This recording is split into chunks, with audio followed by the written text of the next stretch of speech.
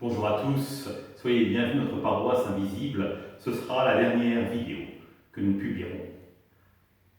Traçons sur nous le signe de la croix, car c'est Dieu qui nous rassemble au nom du Père, du Fils et du Saint-Esprit. Amen. Prions pour nos frères et sœurs malades.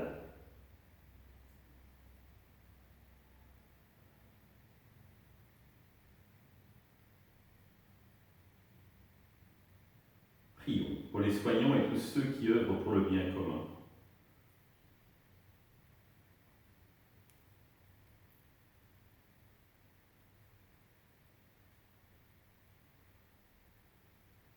Prions pour ceux qui ont l'angoisse, la solitude, que l'Esprit Saint vienne les visiter.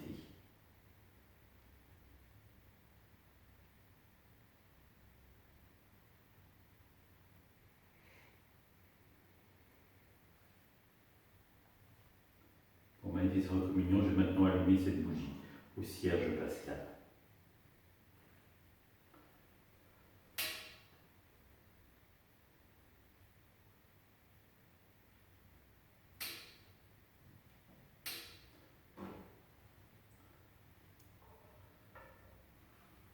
Dans l'évangile de Matthieu, ensuite on présenta des enfants à Jésus pour qu'il leur impose les mains, en priant. Les disciples les écartèrent vivement. Jésus leur dit, « Laissez les enfants et ne les empêchez pas de venir à moi, car le royaume des cieux est à ceux qui leur ressemblent. » Il leur imposa les mains, puis il partit de là. Acclamons la parole de Dieu, louange à toi, Seigneur Jésus.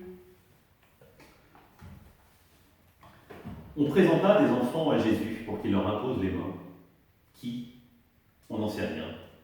Peut-être des parents, peut-être une grand-mère ou un grand-père qui tient à amener son enfant à Jésus, pour que Jésus l'impose les mains, c'est-à-dire que Dieu l'accompagne tout au long de sa vie, en signe de protection. Qu'il est beau ce geste, qu'il est beau cette démarche, mais elle n'est pas comprise. Moment terrible, j'imagine, pour ces on qui ont voulu le meilleur pour leurs enfants ou leurs petits-enfants et qui se sont vus rabroués par les disciples mêmes de celui qu'ils voulaient rencontrer. Et là, pour eux, le voile se déchire, Jésus les rattrape, « Laissez les petits-enfants venir à moi, car le royaume des cieux est à ceux qui leur ressemblent. » Moment d'humanité extraordinaire finalement, où Jésus accueille ceux qui sont normalement peu considérés à l'époque, des enfants, pour les bénir et en les plaçant au centre. Au centre, pour bien montrer l'importance qu'ils ont. Pourquoi? Parce qu'ils ont tout à attendre de la vie, parce qu'ils ont tout à attendre de Dieu, parce qu'ils ont tout à attendre de leurs parents. Et donc ils acceptent de se laisser guider, de se laisser mener jusqu'à Jésus.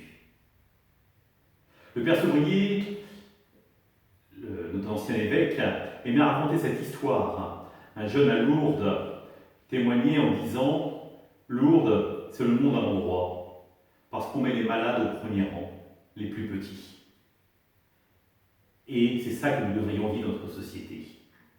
Et Jésus, en mettant, il ne savait pas comment il était prophète et qu'il reprenait exactement les paroles de Jésus dans l'évangile de Matthieu.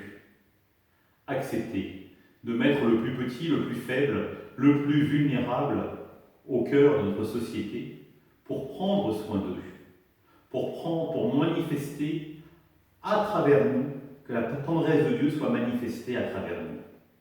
C'est là notre mission d'homme, mais c'est surtout là notre mission de chrétien et de chrétienne. Prendre soin des plus petits, parce qu'à chaque fois que nous prenons soin d'un plus petit, c'est le Christ lui-même que nous servons, c'est le Christ lui-même que nous rencontrons, c'est le Christ lui-même que nous aimons. Alors oui, c'est une bonne nouvelle. Acceptons d'être parfois ces plus petits dont parle Jésus. Acceptons d'être au service de ces plus petits. Ainsi, nous serons véritablement des enfants de notre Père. Ensemble, nous le prions. Notre Père, qui es aux cieux, Que ton nom soit sanctifié, que ton règne vienne, que ta volonté soit faite sur la terre comme au ciel. Donne-nous aujourd'hui notre pain de ce jour. Pardonne-nous nos offenses, comme nous pardonnons aussi à ceux qui nous ont offensés. Ne nous laisse pas entrer en tentation, mais délivre-nous du mal. Amen. Que le Seigneur nous bénisse, nous accompagne notre journée et nous garde dans la paix. Au nom du Père, du Fils et du Saint-Esprit. Amen. Au revoir.